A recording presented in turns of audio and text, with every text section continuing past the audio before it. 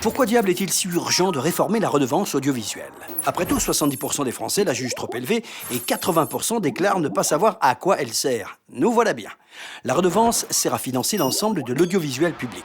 L'INA, qui s'occupe de nos archives audiovisuelles, Radio France et sa constellation d'antennes, France Télévisions et toutes ses chaînes, France 2, 3, 4, 5, mais aussi O et Première, Arte, les radios d'outre-mer, ainsi que France Média Monde, qui chapeaute France 24, RFI et la radio en arabe Monte Carlo, Doualiya et TV5 Monde. Bah ouais, c'est quand même fou d'avoir tout ça pour moins de 40 centimes d'euros par jour. Il suffit de comparer pour s'en rendre compte. Le coût d'une pauvre photocopie noir et blanc au bureau de tabac, 20 centimes.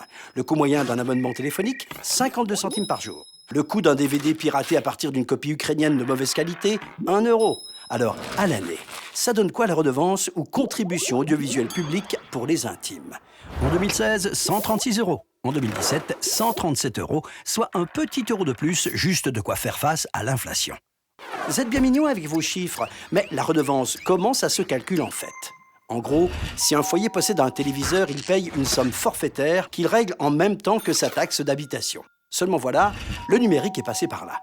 Mobile, tablettes et autres écrans connectés se multiplient. Le bon vieux poste de télévision, lui, se vend de moins en moins. Conséquence, la source de la redevance se tarit.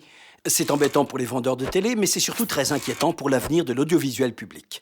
Nos voisins européens, qui n'ont pas froid aux yeux, ont déjà pris le taureau de la redevance par les cornes de sa réforme. Et la redevance s'est métamorphosée.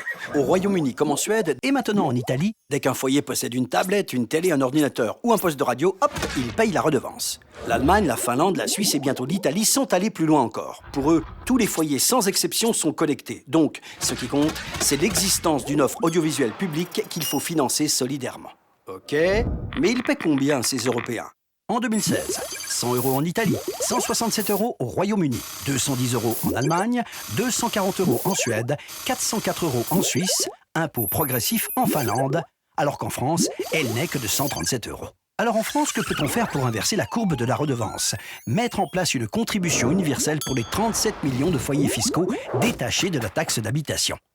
Fini le forfait pour tous ceux qui ont la télé. Bonjour la contribution de chacun en fonction des revenus. Et qu'est-ce qu'on y gagne, mon capitaine? Le prélèvement est plus juste fiscalement. Les plus riches paient plus que ceux qui ont du mal à boucler les fins de mois. Et on a même une diminution du tarif pour une majorité de contribuables. La culture pour tous et la liberté d'informer, le voilà l'enjeu de cette réforme. Il est grand temps d'agir. C'est une affaire de volonté et d'engagement partagé. Et au SPI, nous sommes prêts.